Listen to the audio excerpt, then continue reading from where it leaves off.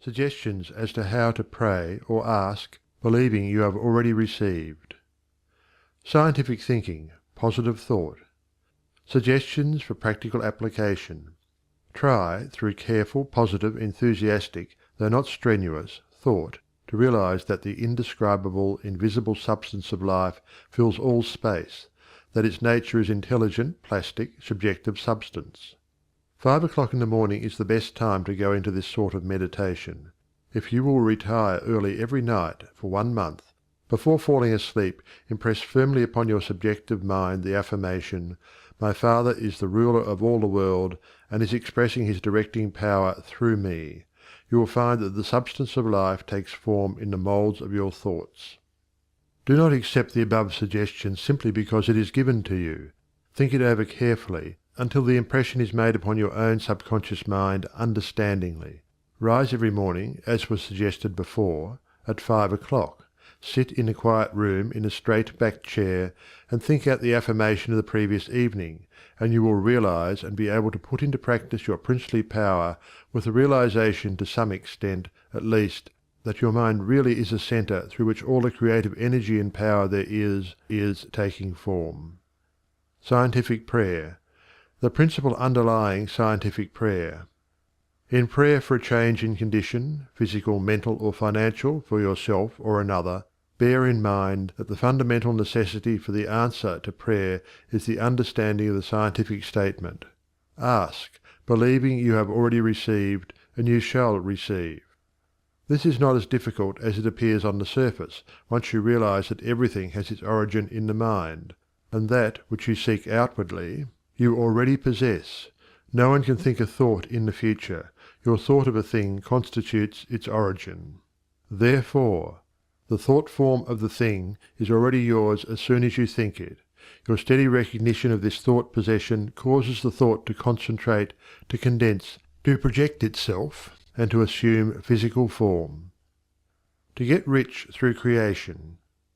The recognition or conception of new forces of wealth is the loftiest aspiration you can take into your heart, for it assumes and implies a furtherance of all noble aims. Items to be remembered about prayer for yourself or another. Remember that that which you call treatment or prayer is not, in any sense, hypnotism. It should never be your endeavor to take possession of the mind of another. Remember that it should never be your intention to make yourself believe that which you know to be untrue. You are simply thinking into God or First Cause with the understanding that, if a thing is true at all, there is a way in which it is true throughout the universe. Remember that the power of thought works by absolutely scientific principles. These principles are expressed in the language of the statement, "As a man thinketh in his heart, so is he." This statement contains a world of wisdom, but man's steady recognition and careful application of the statement itself is required to bring it into practical use.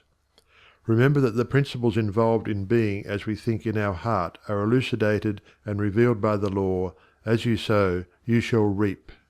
Remember that your freedom to choose just what you will think, just what thought possession you will affirm and claim, constitutes God's gift to you.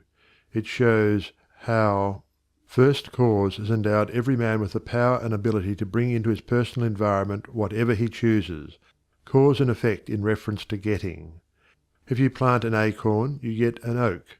If you sow a grain of corn, you reap a stalk and many kernels of corn. You always get the manifestation of that which you consciously or unconsciously affirm and claim, habitually declare and expect, or in other words, as you sow. Therefore sow the seeds of "I am," "I ought," "I can," "I will realize" that because you are, you ought, that because you ought, you can, that because you can, you do. The manifestation of this truth, even in a small degree, gives you the indisputable understanding that dominion is your charter right. You are an heir of First Cause, endowed with all the power he has. God has given you everything. All is yours, and you know that all you have to do is to reach out your mental hand and take it. This formula may serve as a pattern to shape your own prayer or affirmation into God for the benefit of another or yourself. If for another you speak the Christian name of the person you wish to help, then dismiss their personality entirely from your consciousness. intensify your thought by meditating upon the fact that there is that in you which finds the way, which is the truth, and is the life. You are affirming this fact, believing that since you are thinking this, it is already yours. Having lifted up your feelings to the central idea of this meditation, you examine your own consciousness to see if there is aught which is unlike God.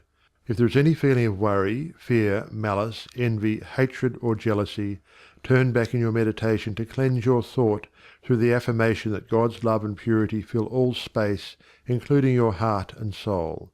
Reconcile your thought with the love of God, always remembering that you are made in the image and likeness of love.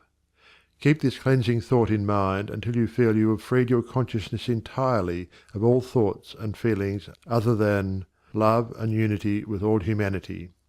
Then, if denials do not disturb you, deny all that is unlike your desired manifestation.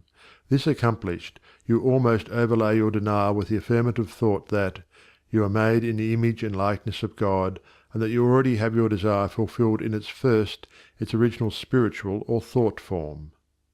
Closing of prayer.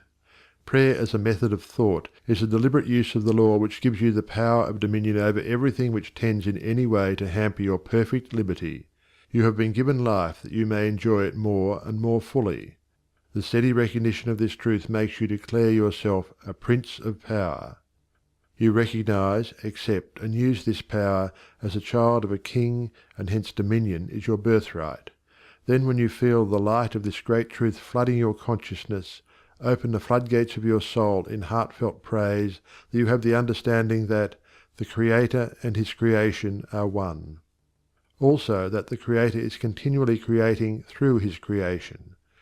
Close your treatment in the happy assurance that the prayer which is fulfilled is not a form of supplication, but a steady habitual affirming that the Creator of all creation is operating specifically through you. Therefore, the work must be perfectly done. Your mind is a centre of divine operation. Hints for application and practice. For every 5 minutes given to reading and study of the theories of mental science, spend 15 minutes in the use and application of the knowledge acquired. 1.